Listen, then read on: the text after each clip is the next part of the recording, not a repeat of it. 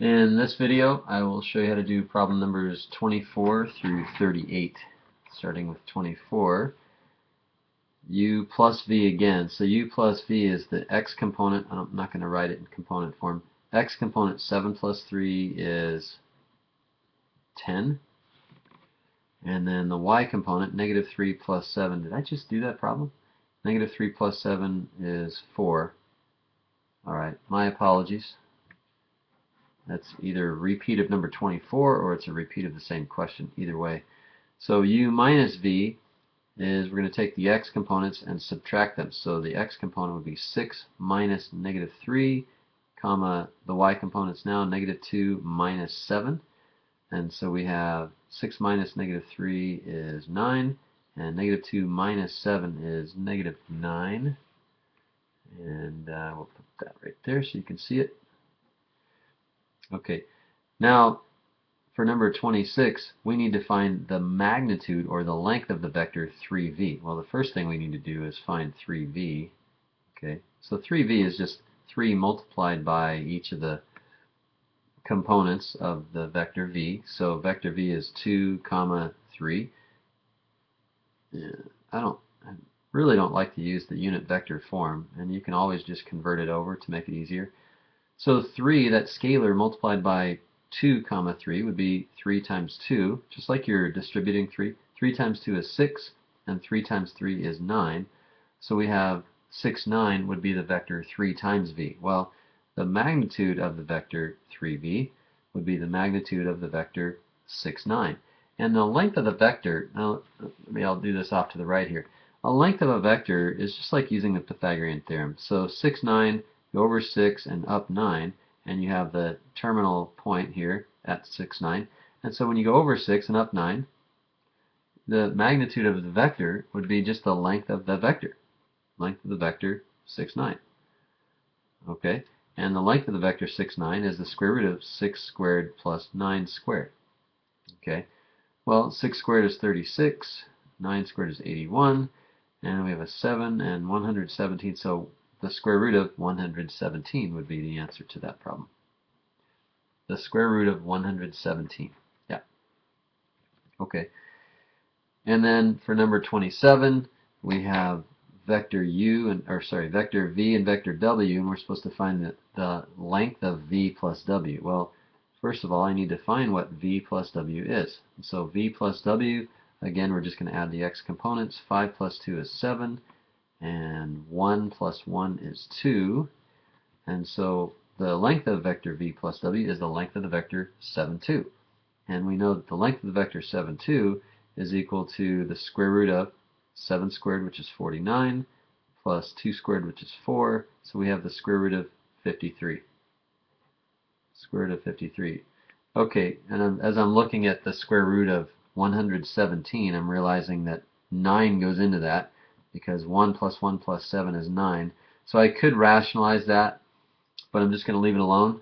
I know it's 3 times something. What does 9 go into that?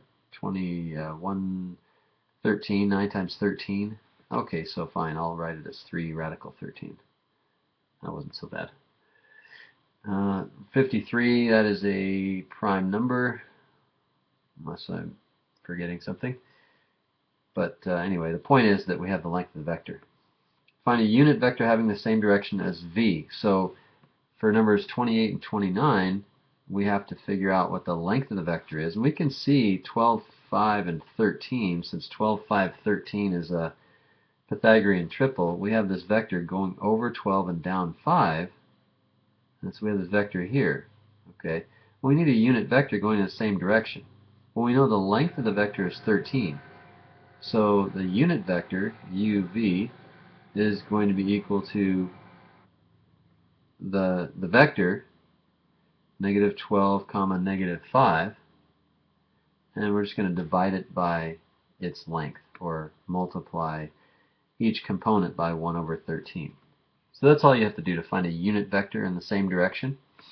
And so we get negative 12 over 13, comma negative 5 over 13.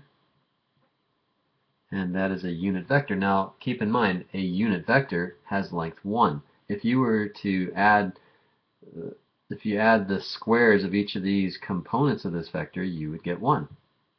Okay, well, if you don't believe me, then do it. You'll get 1.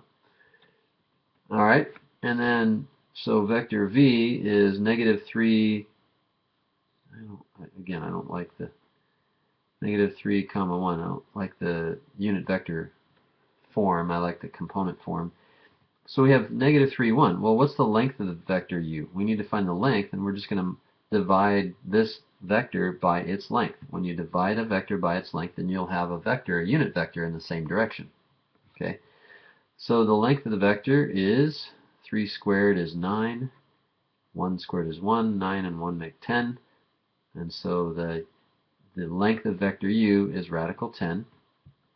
Therefore, the unit vector in the same direction would be negative 3 over radical 10, comma 1 over radical 10. Yes, we could rationalize those denominators, but I don't really want to do that, so I'm not going to. Let's see, vector v in the form ai plus bj, given its magnitude v and the angle next to the positive x-axis. Okay, so let's just draw a picture and see what's going on. Vector v has length 13. It also has an angle of 60 degrees. Well, if that's a 60-degree angle, then the components of this vector, what are we trying to find? Oh, okay, so we just need to find the components of the vector. Well, we know that the sine of 60 is the opposite over the hypotenuse. So the sine of 60 is, let's just call this a y component, and we'll call it the x component. Okay, well, we know the sine of 60. The sine of 60 is radical 3 over 2. So the sine of 60 being radical 3 over 2 is equal to y over 13.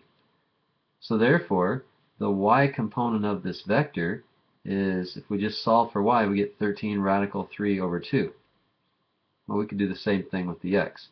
The cosine of 60 degrees is 1/2. And 1/2 is equal to the adjacent leg of this right triangle divided by the hypotenuse. And so therefore, our x component of our vector would be 13 over 2 if we just solve for x.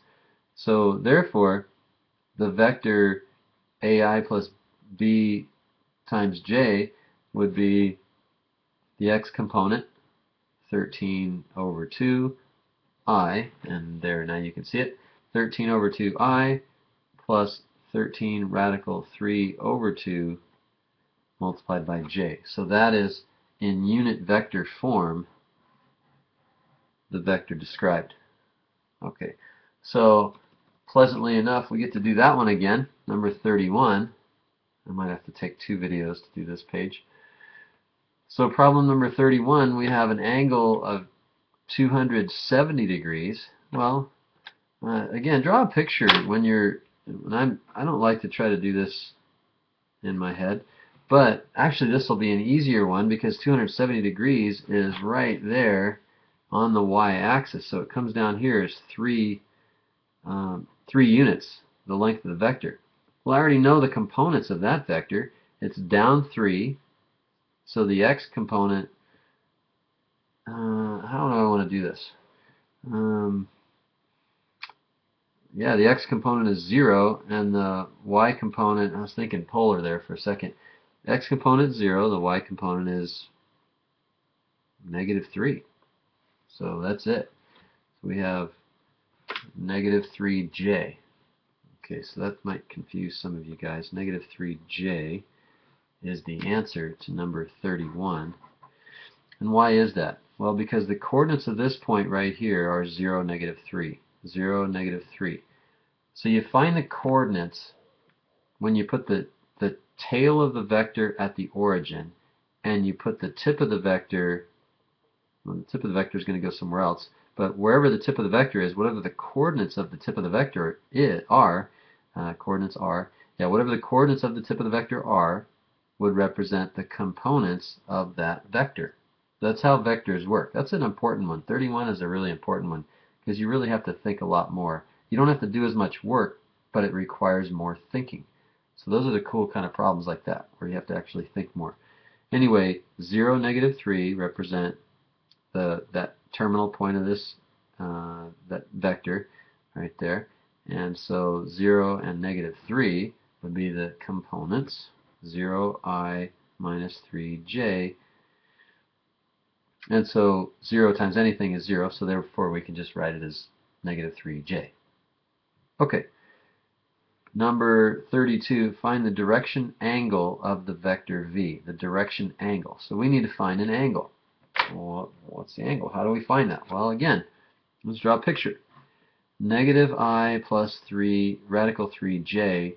So that means that vector v, if it starts at 0, 0, it's going to go over to the left 1 and up radical 3. Okay, and so we're going to draw a vector right there, and I just need to find the angle.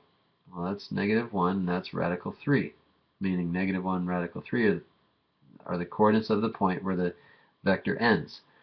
Well, I know if I want to find an angle, I know that the tangent of theta, if theta is this little angle right here inside this triangle, the tangent of theta, since it's a right triangle, is equal to the opposite leg over the adjacent leg, and that would be negative 1.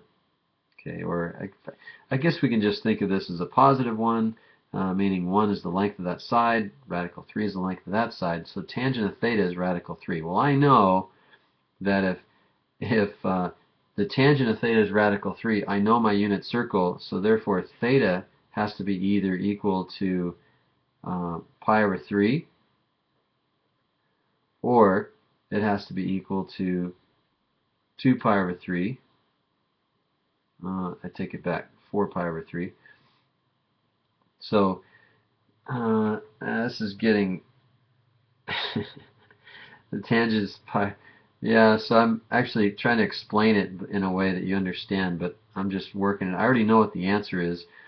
It's going to be 2 pi over 3 is the angle, but I guess we should go back to the negative 1 right there, and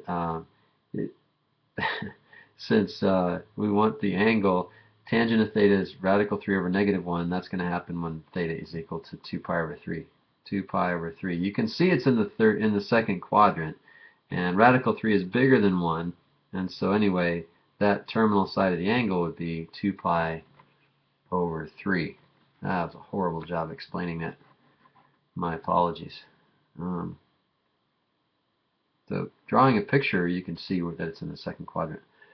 I'm going to finish up the rest of this page in another video.